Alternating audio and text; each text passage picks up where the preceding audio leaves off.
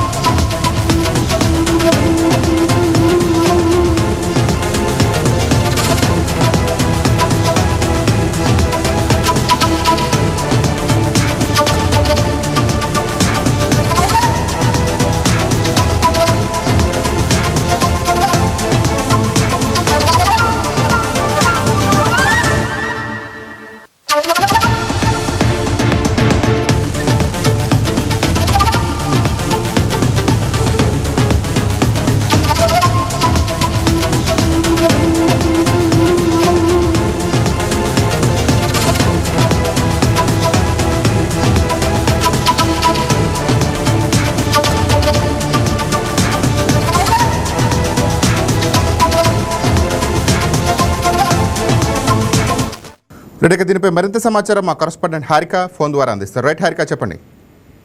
నాని, ఈరోజు ఆంధ్రప్రదేశ్ రాజకీయాల్లో కీలక పరిణామం చోటు చేసుకోబోతుంది. భుజానికి శస్త్రచికిత్స అనంతరం ముంబైలో విశ్రాంతి తీసుకుంటున్న డిప్యూటీ సీఎం పవన్ కళ్యాణ్ ని పరామర్శించేందుకు ముఖ్యమంత్రి చంద్రబాబు నాయుడు కాసేపట్లో ముంబైకి బయలుదేరనున్నారు. జనసేన పార్టీ వెల్లడించిన సమాచారం ప్రకారం పవన్ కళ్యాణ్ కు రొటేటర్ కఫ్ గాయాల కారణంగా శస్త్రచికిత్స విజయవంతంగా పూర్తయి ప్రస్తుతం వైద్యుల పర్యవేక్షణలో కోలుకుంటున్నారు. ఈ భేటీ కేవలం మర్యాద పూర్వకంగా పరామర్శ మాత్రమే కాకుండా కూటమి ప్రభుత్వం సీఎం డిప్యూటీ సీఎం మధ్య ఉన్న సమన్వయానికి ప్రతీకగా ఒక రాజకీయ వర్గాలు చూస్తున్నాయి. పవన్ కళ్యాణ్ ఆరోగ్య పరిస్థితి స్వయంగా తెలుసుకోవడంతో పాటు ఆయన త్వరగా కోలుకోవాలని సీఎం ఆకాంక్షలు తెలియజేసే అవకాశం ఉంది. అలాగే రాష్ట్ర పరిపాలనకు సంబంధించిన కొన్ని కీలక అంశాలపై కూడా ఇద్దరు నేతలు మధ్య చర్చ జరిగే అవకాశానికి కూడా జరగబోతుందని, ప్రభుత్వ పాలనలో టీడీపీ జనసేన భాగస్వామ్యం మరింత బలపడుతుందనే సంకేతాలకు ఈ పర్యటన ఒక నిదర్శనంగా నిలుస్తుందని విశ్లేషకులు అయితే అభిప్రాయపడుతున్నారు. పవన్ కళ్యాణ్ పూర్తిగా కోలుకొని తిరిగి ప్రజాసేవల్లోకి రావాలని కోరుకుంటున్న తరుణంలో ముఖ్యమంత్రి స్వయంగా ముంబై వెళ్లి పరామర్శించడం రాజకీయంగాను అలాగే మానవీయంగాను ప్రాధాన్యం సంతరించుకుంటున్నాను. రైట్, ఇక పవన్ కళ్యాణ్ ఆరోగ్య పరిస్థితి పైన ఆసుపత్రి వర్గాలు ఏమన్నా బులెటిన్ విడుదల చేస్తున్నాయా, హెల్త్ బులెటిన్, లేకపోతే జనసేన పార్టీ వర్గాలే విడుదల చేస్తున్నాయా? ప్రస్తుతం పవన్ కళ్యాణ్ అయిందని అక్కడ వైద్యులు చెప్పడం జరుగుతుంది. సో ఆయన త్వరగా కోలుకోవాలని ఆయన అభిమానులు కూడా ప్రత్యేక పూజలు కూడా ఏర్పాటు చేస్తున్నారు. ఒక నెల పాటు కంటిన్యూషన్ రెస్ట్ తీసుకుంటే ఆయన త్వరగా కోలుకునే అవకాశం ఉంటుందని వైద్యులు చెప్పడం జరుగుతుంది. Right, thank you Harika.